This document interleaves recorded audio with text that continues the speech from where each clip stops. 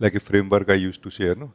Madhvi was mentioning about it today, that that the framework that I used to share, that is 2110. I was in this kind of work, so I use numbers. So what is this 2110?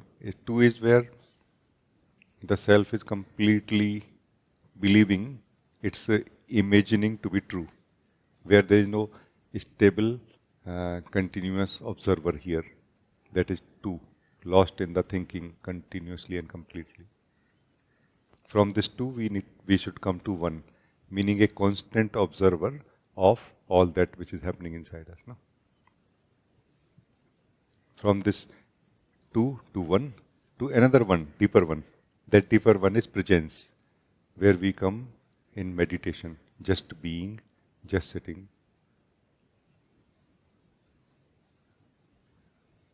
We are not observing. Meditation is not observing.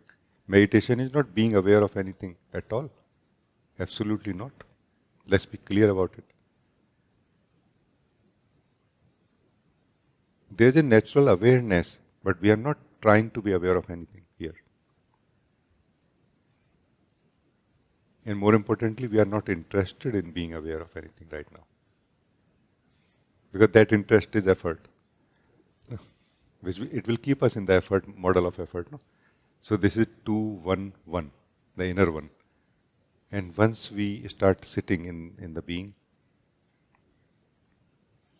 we come to that completion which Uma reported, which we are talking about. Like nothing else is here. So this 0 is not like 0 in relation to 1, 1 or 2. No, this 0 alone is now. Emptiness that we experience inside us when we experience truly is not like there is an emptiness and other things. No, there is only emptiness, nothing else.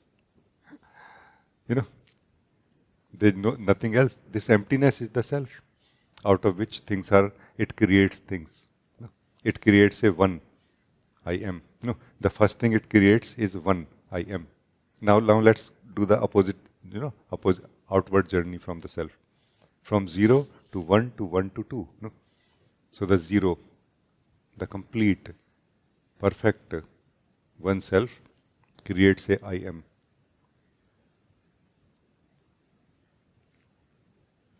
From here it creates I observe.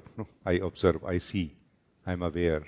But as soon as it creates I observe, it has to have an object which it needs to be aware of. That object is body. Let's say, just for understanding purpose. Now there is an object which it perceives, and there is a perceiver called myself. Beyond that, still the self is knowing itself more intuitively or intimately as I am, and beyond that it knows itself as the pure emptiness, shunya, void. All of this is all the time true. That's why anybody can wake up any moment. That's why awakening is possible suddenly in this way. No? Because the complete truth is present all the time. No? It depends on us. No?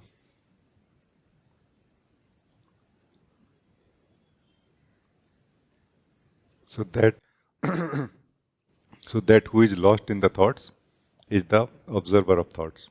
That who is the observer of thoughts is the I am, pure being. That pure being I am is the being beyond I am, the self, pure self. And so effectively that which is lost in the thoughts is nothing but pure being. No? That's why it makes sense to question fundamental questions, attend fundamental questions. That who I am, for example, is the most fundamental question which can bring us back from our extension to our natural state.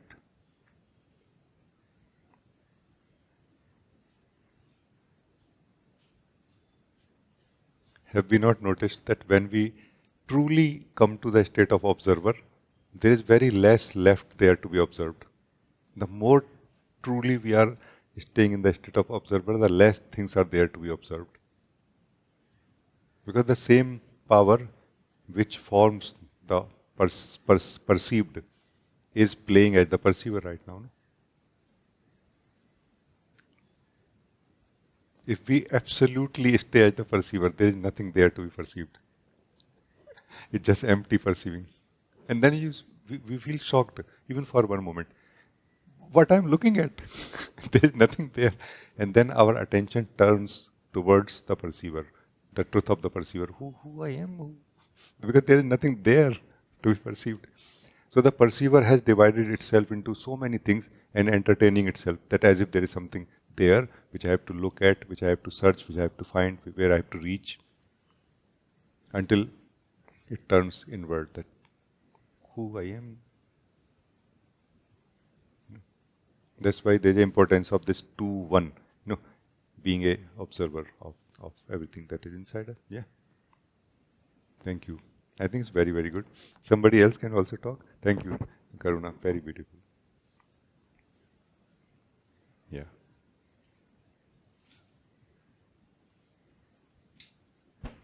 Namaste ji. Ji, when you talked with Prachi, I wanted to clarify something. So when you talked with Prachi, you said undivided being is the decisions, when they make the decision, when the undivided being make the decision, then it's like can be like followed. And I wanted to check this model 2110, where 2 and 1, this is the first one from 2. This also a place where the decision makes, and then this decision can stay or not. Oh yes, it can. Actually, there are 2 places which are all both connected to 1 only. Like the outer one in this 2110 or the inner one. Both places are the places of decision, or where we have possibility of choice. Choice to be understood, because decision is not really something else but a choice, choice made. Choice is also made in the state of 2, but their choice is made based on the options available. Like there is a shopper who decides based what they want to buy based on what is available. Mostly like this. But there are some shoppers who decide first at home what they want to buy, or what all basic things they want in it, and then they go in the market to check the options. In our group also there are this kind of. So these shoppers are in the 1 position in this 2-1. The other ones are in the 2 position. Like it is more important to check where is the sale and what options are available. Even if I don't need it, let me buy it because it is on sale. That is the state of the mind or consciousness where we care about what is happening inside my mind right now more importantly than whether I need really anything from it or not. That's where mind is able to deceive us. Mind is not deceiving us purposely or like there is somebody deceiving us. Mind is simply not deceiving anybody. But we are deceived by the mind. Mind is not trying to mind is not trying to delude any one of us. Mind is an illusion. It has a possibility of being deluded when we are not rooted or when we are not enough undivided. The more we are divided, the more the illusion of mind can create delusion inside us. We get deluded, we get hypnotized. Mind flow is not trying to do anything to anyone. Absolutely not. It's just there. Like in Zen, they say that let your thoughts come, let them come, let them go. Just don't serve them tea. They say like this. What it means is that don't do anything with them. So this is the state of the 2-1 observer up to some degree. We will do something with it because this observer 2-1 is still made, like it is still, this 1 is also the self only. In this 2-1, the 1 is also the self, but the element of the self or the realization of the self is less. However, here the experience that I am the observer is more. And the observer and the observed are not two things. That's why what is a thought and who observes it is very easily pulled into it. No? So the place of 2-1 is not very safe place yet. It is still in the proximity of the thought only or of the perceived only. So what we perceive, we can be pulled into it very easily when we are perceiving it. Unless we are a very, very stable perceiver. When the more stable perceiver we are in this 2-1, the more we are moving to the inner one, the presence state. The more detached perceiver basically means we are not detached from what we are perceiving. We are detached from the perceiving itself. No? Like we are detached from the interest to perceive. No? Like this. And when we are detached from the interest to perceive, that is where we are living as the being presence. No? In this 2-1-1 position now. Presence. Is this clear? Ji, can I check something more also? Like contemplation, it helps in the 2-1 position or 2-1-1 position? In 2-1-1 there is no contemplation. In 2-1-1, in the inner one there is only meditation. Contemplation plays only a role in the 2 or 2-1, outer one, where we have attachments and confusions. What are the confusions? Confusions are basically based on unawareness. Contemplation brings more awareness. If you find any other way to be more aware of what you are doing and why, like what we are doing right now and why, that is called contemplation. Basically bringing in more light of awareness. That's all. What method is less important. But the result has to be more conscious. Like do the same thing, but be more conscious when doing the same thing called thinking. I got lost in something. Allow yourself to be lost in it, but be more conscious. That's the point.